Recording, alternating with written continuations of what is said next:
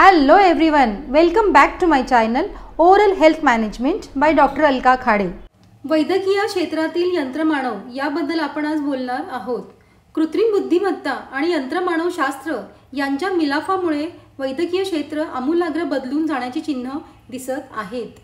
मानवी हातासारखे काम करू शकणारा, 3 नीतीमध्ये हालचाल करू शकणारा प्रोग्रामेबल रोबोटिक आर्म ज्यावेळी विकसित झाला त्यावेळी यंत्रमानवाचा शस्त्रक्रिया करण्यासाठीचा वापर होण्यास सुरुवात झाली।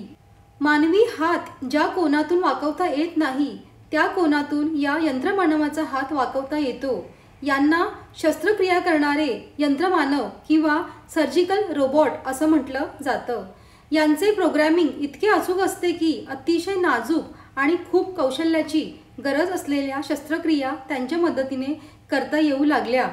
एकदा यंत्रमानवाला प्रोग्राम केले की एकसारख्या शस्त्रक्रिया हे अतिशय उत्तम रीतीने करू शकतात। हल्ली हाडांच्या शस्त्रक्रिया करण्यासाठी असे यंत्रमानव मोठ्या प्रमाणावर वापरले जातात। या यंत्रमानवांना मज्जातंतू म्हणजेच नर्व्स आणि उती म्हणजेच टिश्यू यांच्यातील फरक अतिशय उत्तम रीतीने कळतो। त्यामुळे शस्त्रक्रियेदरम्यान शल्यविशारदाला ते या बाबतीत चांगले मार्गदर्शन करू शकतात। एखाद्या तज्ञ शल्य विशारदाला अशी शस्त्रक्रिया घर बसल्या पाहता आली तर त्यामुळे त्याच्या अनुभवाचा फायदा दुर्गम भागातील रुग्णालयात सुद्धा होऊ शकतो। आता कृत्रिम बुद्धिमत्ता नॅचरल लँग्वेज प्रोसेसिंगसाठी वापरली जाते। यामुळे संगणकाला आपल्या नेहमीच्या भाषेत आपण सूचना देऊ शकतो। गुंतागुंतीच्या क्रिया यंत्रमानवाकडून करून घेणे यामुळे शक्य होते। मानवाच्या सहयोगाने काम करू शकतील असे कोबॉट्स म्हणजेच कोलॅबोरेटिव्ह रोबोट्स रुग्णांबरोबर गप्पा मारू शकतील आणि रुग्णांना आनंदही मिळेल। डिमेन्शिया सारख्या आजारात जिथे रुग्णांना स्वतःचेही भान नसते तेथे कोबॉट्स वरदान ठरतील। सतत रुग्णांबरोबर राहून त्यांची काळजी घेणे यंत्रमानवांना सहज शक्य आहे। माणसांना इतके 24 तास एखाद्यावर बारकाईने लक्ष ठेवणे जमत नाही। कोविडच्या काळात प्रगत देशातल्या बऱ्याचशा रुग्णालयांमध्ये यंत्रमानवाचा वापर रुग्णांनी वापरलेले कपडे किंवा इतर वस्तू हाताळण्यासाठी केला गेला।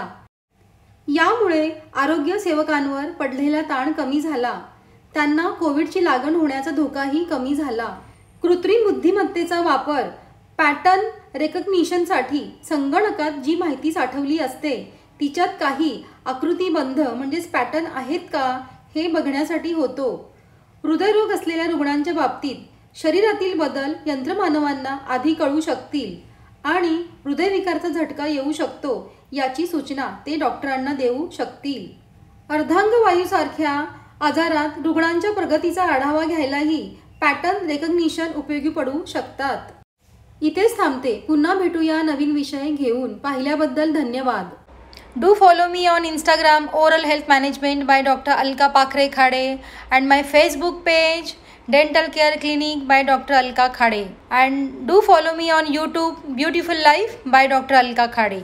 Thanks for watching.